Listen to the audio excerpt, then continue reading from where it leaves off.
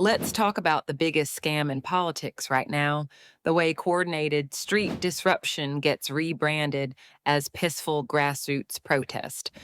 Because I keep hearing the same line, these are just peaceful protesters exercising their First Amendment rights. No, some of it is speech, some of it is protest. But what we're watching in places like Minnesota looks a lot less like organic community outrage and a lot more like a professionalized operation.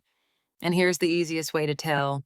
Real grassroots movements are messy, they're inconsistent, they're local, they're underfunded, they're built around people who have jobs, kids, responsibilities, and they show up when they can. What we're seeing looks different. It's coordinated, it's rapid, it's organized, it's always camera ready, it's always on time, it's always got the same slogans, the same talking points, the same mutual aid infrastructure, the same legal support, the same media amplification. That's not spontaneous, that's a machine. So let's ask the question nobody wants to ask out loud. Who's paying for it?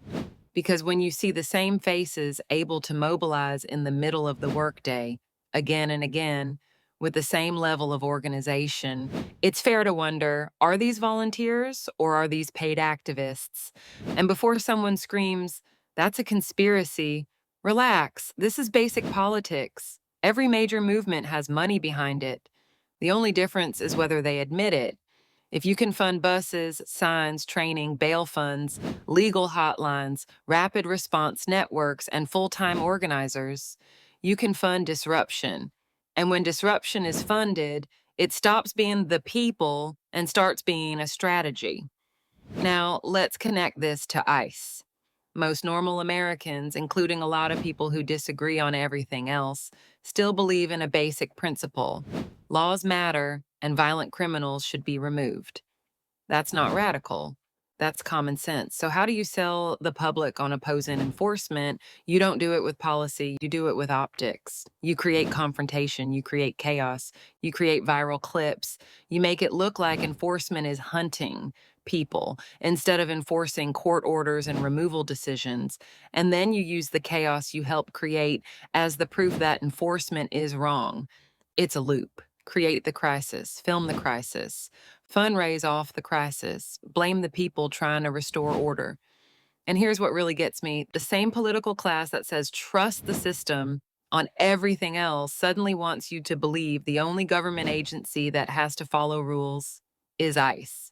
Meanwhile, the activists get treated like saints no matter what they do as long as they slap the word peaceful on it.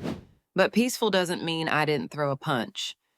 Peaceful means you're not interfering, you're not surrounding officers, you're not blocking vehicles, you're not coordinating to obstruct operations. If you're doing that, you're not a protester. You're a participant in disruption. Mic drop. If this were truly grassroots, it wouldn't look like a well-funded, full-time operation with a media strategy. Follow the money, and you'll understand why the same peaceful protesters keep showing up on cue like it's their job.